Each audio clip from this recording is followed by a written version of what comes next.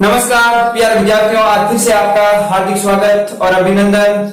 इस चैनल पर आज विज्ञान की पाठ्य पुस्तक का चैप्टर नंबर 11 का पार्ट नंबर 2, जिसमें आज एनर्जी का डिस्कस करेंगे। तो इससे पहले अपने चैनल को सब्सक्राइब कीजिए, अगर वीडियो अच्छा लगे तो लाइक कीजिए। और एक बात और पूछना चाहता हूं कि जो शेयर का क्लिक है, सब अपने भैया बहन को आगे शेयर कर दे ताकि वो भी इस लॉकडाउन के अंदर इस चैप्टर को आसानी से पढ़।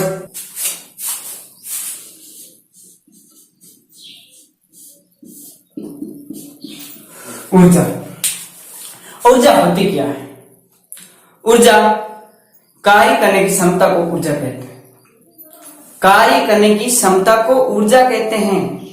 जितना दम हमारे अंदर काम करने का होगा वही ऊर्जा होती है।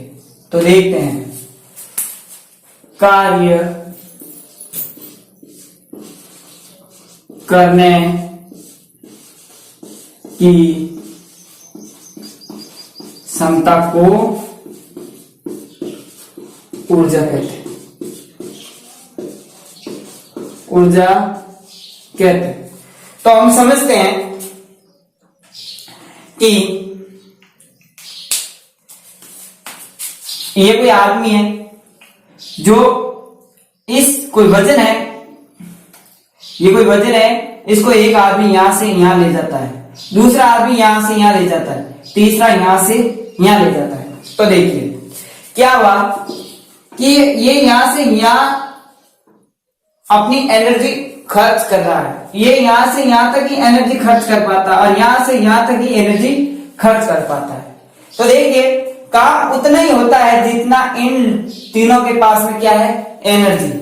तो कह सकते हैं कि एनर्जी है जो कार्य की पूर्व होती है। कार्य होता है, वर्क होता है। तो कह सकते हैं कि कार्य करने की क्षमता को ऊर्जा कहते हैं। कार्य करने की क्षमता को ऊर्जा कहते हैं, मतलब कार्य करने का जो क्षमता होती है उसे ही अपन क्या कहते हैं, ऊर्जा। क्षमता का मतलब इजिबिलिटी। जितनी ऊर्जा होगी उतना ही काम कर पाएंगे, ऊर्जा के बगैर काम नहीं कर पाएंगे, सीधा सीधी बात है। अपन में एनर्जी होगी उतना ही अपन काम कर पाएंगे। तो हर मशीन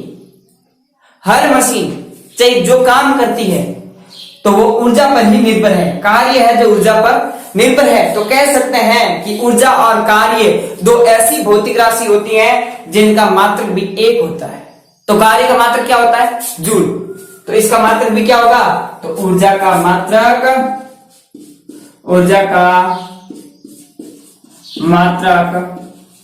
क्या होता है, जूल होता है।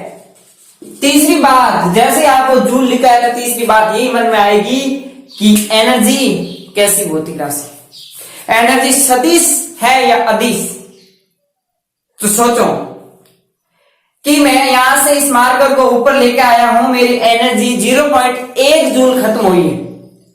खत्म हुई कहां, शरीर से निकली है। किस दिशा में निकली क्या पता है, नहीं।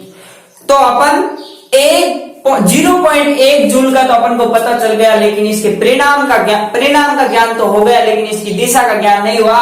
तो सीधा सीधा अपन कह सकते हैं कि ऊर्जा एक अदिश राशि है। ऊर्जा एक अदिश राशि है।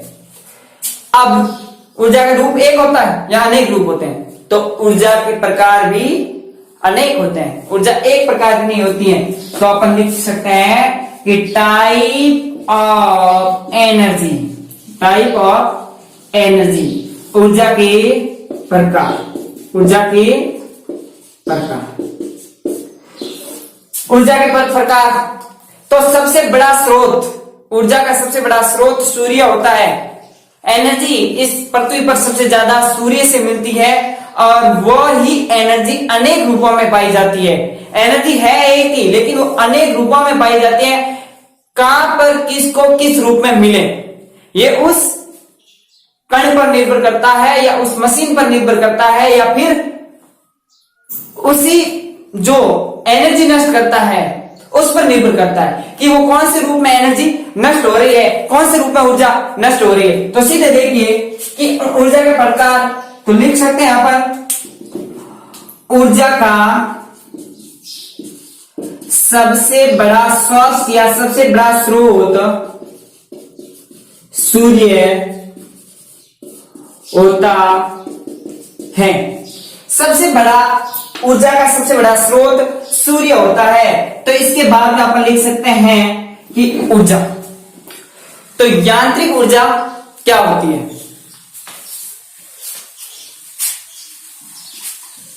किसी वस्तु में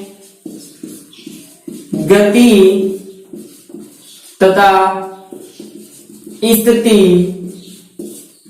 दोनों के कारण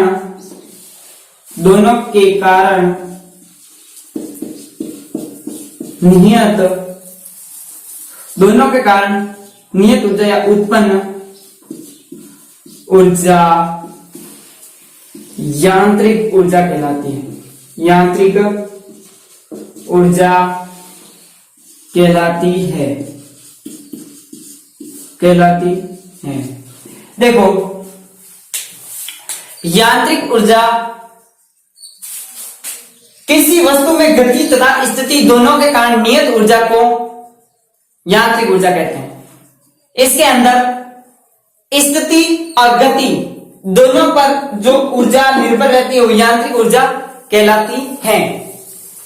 मैं एक पत्थर है, इस पत्थर को अगर यहां से ऐसे फेंकूं तो पत्थर कुछ ही दूरी तक जा पहुंच पाएगा, और एक पत्थर को मैं जैसे ऐसे करके फेंकता हूं काफी दूरी तक चला जाता है। वजह क्या है? पहले मैंने उस पत्थर को आगे की ओर फेंकने के लिए स्थिति में परिवर्तन किया है, और जैसे ही फिर बाद में बल लगाया तो वो वस्तु है जो कहीं दूर चली जाती है। तो कहने का मतलब ये एक पत्थर को फेंकना एक यांत्रिक ऊर्जा है, क्योंकि पहले स्थिति में परिवर्तन किया फिर बाद में उसमें गतिज ऊर्जा। तो यहाँ स्थिति और गतिज ऊर्जा का योग यांत्रिक ऊर्जा होता है। स्थिति और गति के कारण जो नियत ऊर्जा होती है वो यांत्रिक ऊर्जा होती है। तीर है तो उसको जैसे अपन रबड़ से पीछे की ओर खींचेंगे तो स्थिति उत्पन्न होगी, स्थिति में परिवर्तन होगा, और जैसे यहां से छोड़ेंगे तो उसमें गति। तो तीर का छोड़ना भी एक यांत्रिक ऊर्जा का उदाहरण है। हथौड़ा है, उसको कील मारेंगे आप, जैसे ही पहले हथौड़े के वजन से यहां से स्थिति ऊर्जा उत्पन्न होगी, और जैसे यहां पर मारेंगे यहां नजदीक से क्या आप कील को गाड़ सकेंगे? क्या नहीं गाड़ सकेंगे। क्या?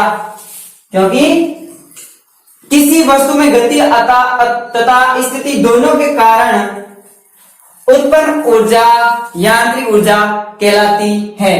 फिर 2 नंबर है ऊष्मा ऊर्जा। तो ऊष्मा ऊर्जा क्या होती है? छोटे छोटे सूक्ष्म कण होते हैं जो ऊष्मा के कारण गति करने लग जाते हैं, तो उसे ऊष्मा ऊर्जा कहते हैं। ऊष्मा के कारण सूक्ष्म कणों में गति उत्पन्न होती है। इस प्रकार की ऊर्जा को ऊष्मा ऊर्जा कहते हैं। ऊष्मा ऊर्जा कहते हैं। सोचिए सर, ऊष्मा के कारण कणों के अंदर अपने गति देखी नहीं है। ऊष्मा के कारण कणों के अंदर गति होती है, आपने देखी नहीं है लेकिन होती है। आपने सुना होगा कि ठोस को जब गर्म करते हैं तो द्रव अवस्था में बदल जाते हैं। तो क्या होता है? ठोस होता है, उसको गर्म करेंगे तो उसके कण दूर दूर जाएंगे, और दूर दूर जाएंगे तब वो ठोस टूटेगा और द्रव अवस्था में परिवर्तित होगा। तो सोचिए क्या उसके कण दूर दूर नहीं हुए, और दूर दूर होने के लिए उन कणों में गति की आवश्यकता होती कि नहीं होती? होती है। तो उसमें कौन सी एनर्जी हुई? कौन सी एनर्जी हुई? उष्मा ऊर्जा, उष्मा ऊर्जा या हीट एनर्जी। तो सर क्या ये मतलब कण दूर दूर हुए तो क्या एनर्जी खर्च हुई? हाँ, एनर्जी खर्च हुई है। अगर कोई भी कण विस्थापित होगा तो उसके लिए बल की आवश्यकता होगी, और बल और विस्थापन दोनों एक साथ कार्य कर जाते, दोनों एक साथ होते हैं तो वो होता है कार्य। और कार्य जब भी होता है जब क्या हो? एनर्जी। क्या हो? एनर्जी। तो आप समझ सकते हैं कि ऊष्मा के कारण सूक्ष्म कणों में गति उत्पन्न होती है, तो इस प्रकार की ऊर्जा को ऊष्मा ऊर्जा कहते हैं। फिर बाद में है रासायनिक ऊर्जा। रासायनिक क्रियाओं के द्वारा उत्पन्न ऊर्जा को रासायनिक ऊर्जा कहते हैं। चलो देखते हैं कैसे होती है। रासायनिक क्रियाओं के द्वारा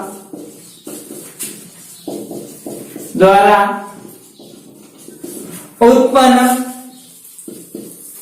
रासायनिक क्रियाओं के द्वारा उत्पन्न ऊर्जा को रासायनिक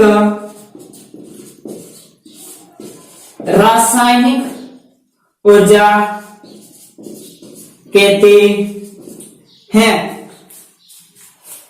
सेल होता है और सेल के अंदर सुना होगा कि H2SO4 का विलयन भरा होता है, और जिंक सल्फेट और H2SO4 सेल के अंदर होते हैं, और कार्बन की रॉड लगी होती है, और वही सेल कहते हैं रासायनिक अभिक्रिया को विद्युत ऊर्जा में परिवर्तित करता है। रासायनिक ऊर्जा को विद्युत ऊर्जा में परिवर्तित करता है।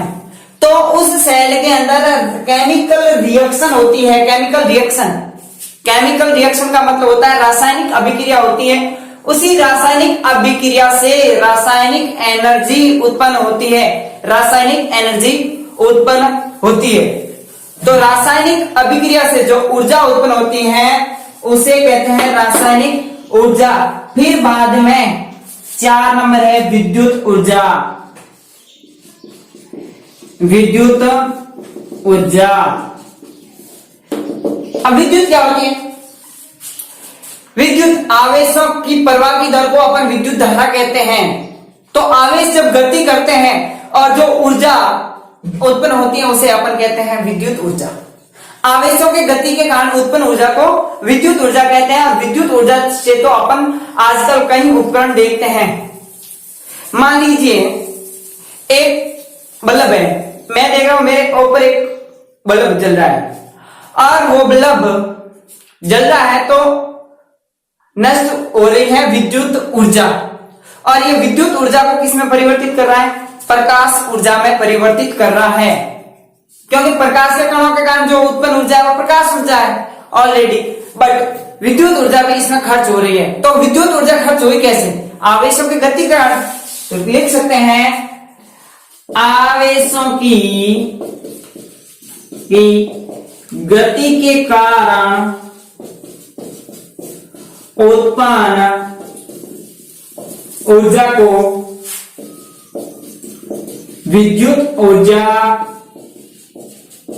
ऊर्जा कहते हैं।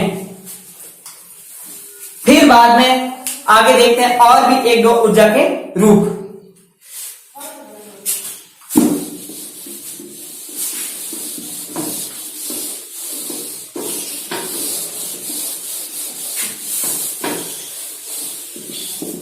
अब है नाभिकीय ऊर्जा।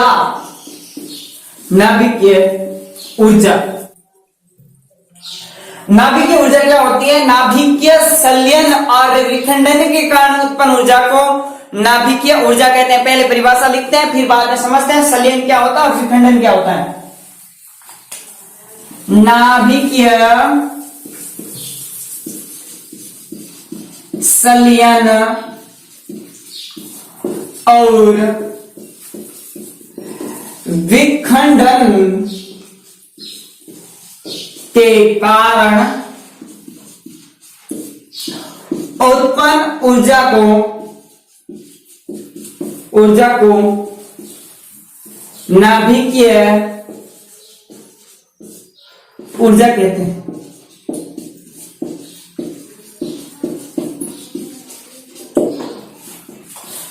संलयन यानी जुड़ना, विखंडन का मतलब होता है टूटना। अरे गुरुजी, ये जुड़े कौन है, कौन टूटे, कौन जुड़े, कौन टूटे? नाभिक जुड़े, नाभिक टूटे। जना ऊर्जा पे ऊर्जा मिले, हरदा मिले, हरदा महाराणी का हरदा यानी ऊर्जा। अब और नाभिक के वे नाभिक तो बढ़ियो परमाणु से अणु बनता है, तो परमाणु का होता है नाभिक। तो हाँ, बात चल रही थी कि नाभिक एक कोई परमाणु होता है, परमाणु का नाभिक होता है। और जब नाभिक जुड़ते हैं तो भी ऊर्जा उत्पन्न होती है, नाभिक विखंडित होते हैं तो भी ऊर्जा उत्पन्न होती है। की जगह जुड़े, की जगह टूटे। और ए परमाणु रे नाभिक की गति, नाभिक जुड़े पर ऊर्जा उत्पन्न हुए, नाभिक टूटे तो भी ऊर्जा उत्पन्न हुए। देख क्यों कीजिएगा। अरे भाई, ये सूर्य होता है, इसमें नाभिकीय संलयन होता है। सूर्य है और इसमें नाभिकीय संलयन होने के कारण ही ये लगातार सबसे ज्यादा एनर्जी अपन को देता है, ऊर्जा देता है। और कहते हैं कि ये जब तक ये ब्रह्मांड रहेगा तब तक ये सूर्य रहेगा। और ये सूर्य अगर एनर्जी, तो ऐसा कोई पार्टिकल नहीं है, ऐसा कोई कण नहीं है जिसकी एनर्जी नष्ट नहीं होती। लेकिन इसमें नाभिकीय संलयन होने के कारण एनर्जी कम नहीं होती है, क्योंकि इसमें हाइड्रोजन अधिक होता है और दो हाइड्रोजन के परमाणु, दो हाइड्रोजन के नाभिक मिलकर एक हीलियम का नाभिक बनाते हैं। तो इसमें लगातार एनर्जी होती है। तो कहने का मतलब है सूर्य का अंदर जो एनर्जी होती है वो सिर्फ इस नाभिकीय संलयन के कारण उत्पन्न ऊर्जा है। और परमाणु बम होता है, परमाणु बम हुनिया, अरे होना बनाया, होना कितना किस जगह होना। भारत परमाणु बम पाकिस्तान में ना, पाकिस्तान उठ जाए, या कोई विदेशी देश है जगह परमाणु बम पूरी दुनिया नष्ट कर दे रहे। अरे दुनिया नष्ट हुआ की करे, परमाणु बम तो कोई साइज तो होती वाला भी नहीं, तो कोई पूरे देश की तो मोटे तो पार्टिकल है कौन। अरे उसमें कुछ नहीं होता है। परमाणु बम के अंदर विखंडन होता है, नाभिक टूटते हैं। एक नाभिक टूटा, इसके दो नाभिक हो गए, फिर ये टूटा, फिर ये टूटा, इसके नाभिक और हो गए, ये टूटता है। मतलब ये एक अनियंत्रित अभिक्रिया होती है जिसके कारण ये नियंत्रण में नहीं आता है। नियंत्रण में नहीं आता है तो अधिकतम जनहानि होती है। ये ऐसे माना जाता है इसको। ये ऐसे नहीं होता है कि विस्फोट होगा और विस्फोट होने की वजह से दुनिया एक साथ में नष्ट हो जाएगी, ऐसा कुछ नहीं होता है। इसमें सिर्फ ऐसा ही होता है कि नाभिक टूटते जाते हैं, बनते जाते हैं और शरीर के अंदर प्रवेश कर जाता है। और शरीर के अंदर प्रवेश करता है तो इसकी जो शरीर की तंत्रिकाएं हैं वो काम करना बंद कर देती हैं। और इससे अपन मान सकते हैं कि परमाणु बम से जनहानि होती है। तो देखिए, तो नाभिकीय संलयन और विखंडन के कारण जो उत्पन्न ऊर्जा होती है वो नाभिकीय ऊर्जा होती है।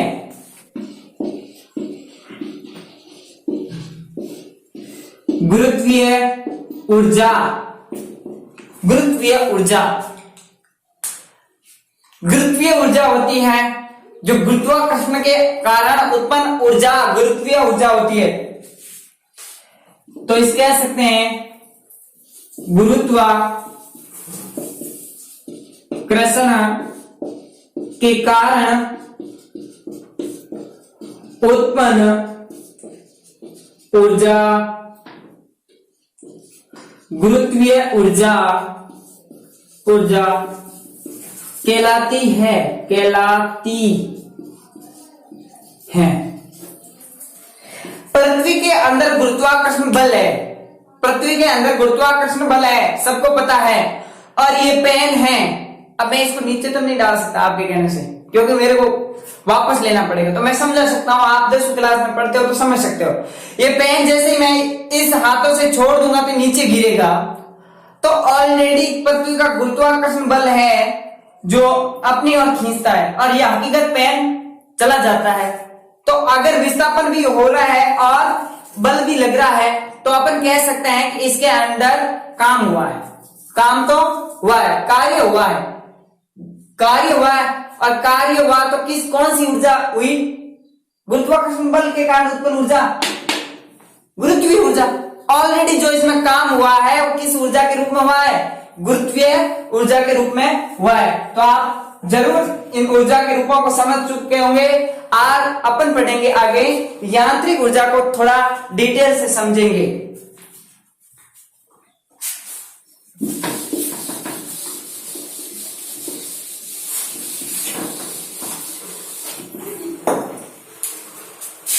फिर बाद में है यांत्रिक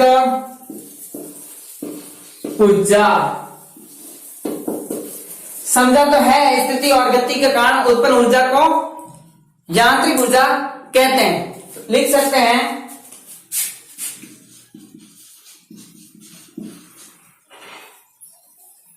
स्थिति एवं गति के कारण उत्पन्न ऊर्जा को यांत्रिक ऊर्जा कहते हैं। तो कह सकते हैं स्थितिज ऊर्जा प्लस गतिज ऊर्जा बराबर यांत्रिक ऊर्जा। स्थितिज ऊर्जा प्लस गतिज ऊर्जा बराबर यांत्रिक ऊर्जा। सोचो, स्थिति और गति ऊर्जा के कारण उत्पन्न ऊर्जा को यांत्रिक ऊर्जा कहते हैं। और इस के अंदर अपन दो उदाहरण समझेंगे।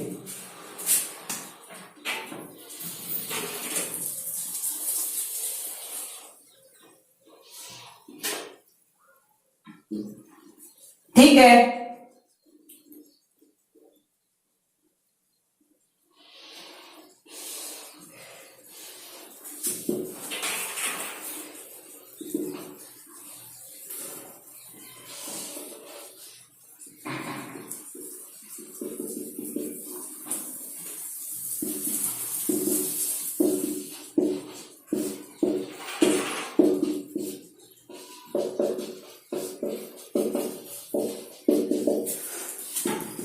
देखिए